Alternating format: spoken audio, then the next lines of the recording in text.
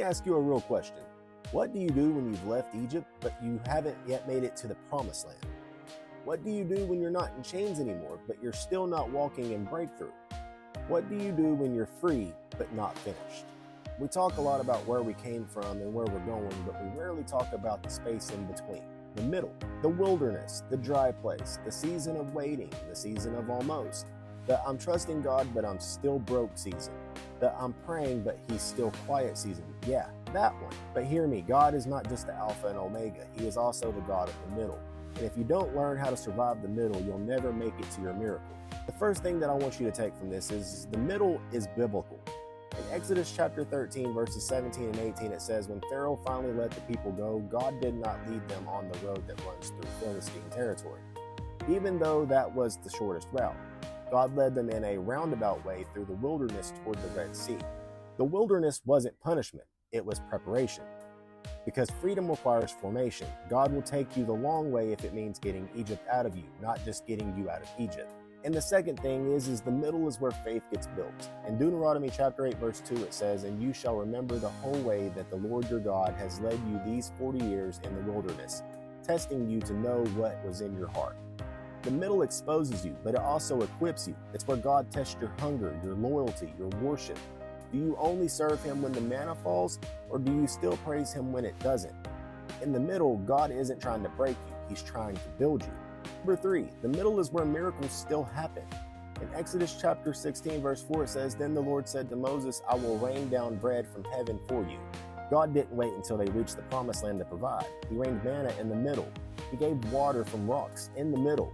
He brought cloud by day and fire by night in the middle. If you only expect miracles once you've made it, you'll miss them while you're in motion. The fourth thing is the middle isn't permanent. Galatians chapter 6 verse 9 says, and let us be not weary in well-doing, for in due season we shall reap, if we faint not.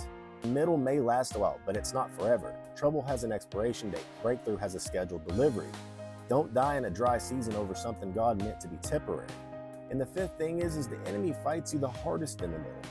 Ever notice how the devil comes after you the most when you're halfway in? It's because you're too far to go back, but you're not yet where you're called to be. In Luke chapter 8, verses 23 and 24, it says, as they sailed, he fell asleep, and a windstorm came down on the lake, and they were filling with water. They went and woke him up, saying, Master, Master, we are perishing. The storm hit in the middle of the Sea of Galilee, not on the shore, not at the destination, in the middle. That's where fear creeps in. That's where doubt shouts louder.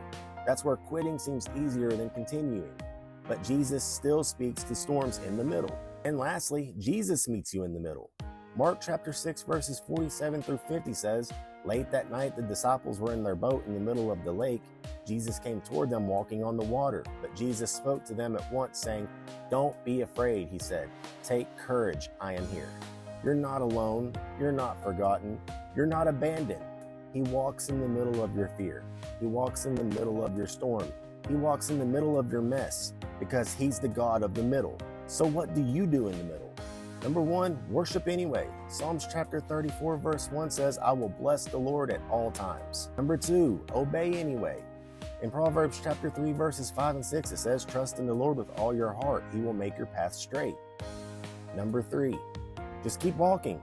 Psalms chapter 23 verse 4 says, even though I walk through the valley, I will fear no evil. Number 4, stay grateful. 1 Thessalonians chapter 5 verse 18 says, give thanks in all circumstances. And finally, number 5, don't quit.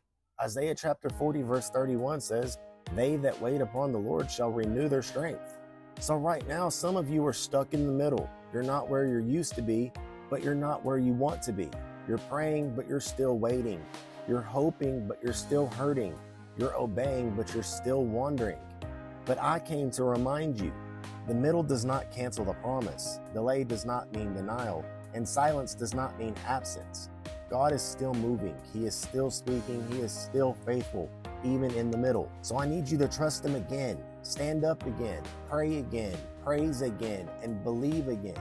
If this message hit home for you, then I know God is meeting you in the middle of your situation. And if you're ready to keep walking, to trust again, and to believe for more, like this video, share this message with someone stuck in the wilderness. Subscribe for more bold, truth-filled word. Favorite this video so you can come back to it. And follow this ministry because your miracle might be one message away. God didn't bring you this far to leave you. The middle is not your end, it's your setup. So keep walking. The promised land is still ahead.